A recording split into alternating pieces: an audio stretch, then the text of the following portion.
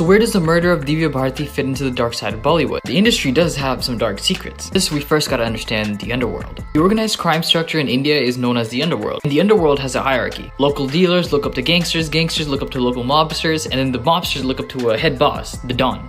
Head Don and #1 gangster of India is Dawood Ibrahim. This guy. Now, he has a really long story. It's actually pretty fascinating how he became the Don. Where does this all play into Bollywood? Let's get into that first. So by the 70s and 80s, Bollywood had become the biggest industry in India. I mean, they're not wrong. Mumbai's where it's at. Now, the Bollywood industry was a fresh industry. It means it didn't have that many connections to the government. Organized crime had a hard time moving money around, especially with political parties like Shiv Sena running around. So they gotta figure out a new way to move money. However, the industry had a bigger internal problem. The Kapoor family. Literally one family running the entire business. But remember, every crisis is an opportunity in disguise. And this was the underworld's biggest opportunity. This little dilemma opened up a lot of gates for the underworld. Let's talk about some ties.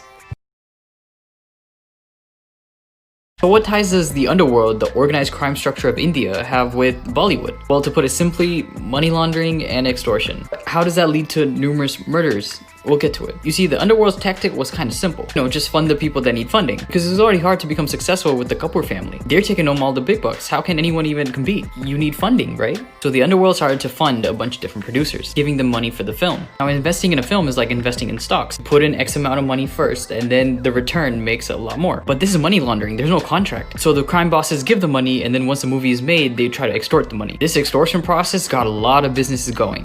Ibrahim created the D Company. It's basically his organized crime gang, and it's not just in Mumbai, it's actually pretty international. They have bases in Dubai, London, Singapore, Colombo, Kathmandu, Karachi, and Mumbai. Remember Dubai. They also have links to Al-Qaeda and ISI. One of the largest links is the 1993 bomb explosion of Mumbai. This is why Sanjay Dutt went to jail, right? Well, the guns used were stored at his place. But 1993 is also when Divya Bharti was murdered.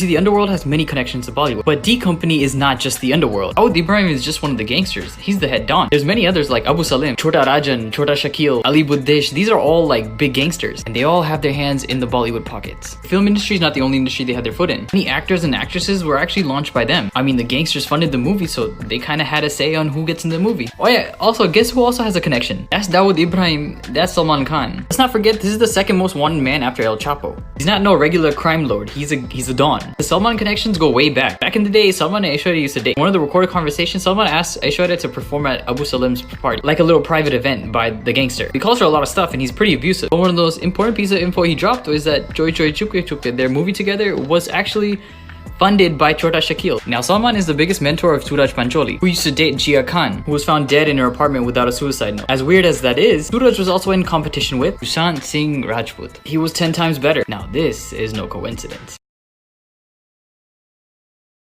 And now the death of Divya Bharti is starting to make sense. She was a new face in the industry, but she started to know a lot about the underworld. The underworld has been doing dealings for years. She was a fresh face. They can't trust that, especially with potential info on the 1993 bombing. I don't think she was safe with all the producers mixing with the underworld. Mahesh Bhatt, Bonnie Kapoor, Rakesh Roshan, they've all been involved in extortion cases. There's a specific reason I mentioned those names. Rakesh Roshan got shot for not giving extortion money for Kaho Na Pyar Hai. Yes, Kaho Na Pyar Hai was partially funded by the underworld. Rakesh Roshan made this movie to launch his son. The movie was mad successful and got a lot of money. He was shot when he refused to give 2 crore rupees. Mahesh Bhatt was married to Parveen when she mysteriously died in the rise of her career. Bonnie Kapoor married to Shridev, who was mysteriously found dead in her bathtub in Dubai. And guess who's in Dubai? Dawood Ibrahim. While Abu Salim is in prison, Don of India is hiding somewhere in the Middle East. Now, Sridevi has been one of the queens of Bollywood for years. She was starting to make a comeback. In the rise of her comeback, she mysteriously passes away in a country where D Company operates. Not to mention, Divya Bharti, Jia Khan, and Sushant Singh Rajput went to the same hospital after they died. And the autopsy has been corrupted. This is just a sprinkle of what's going on.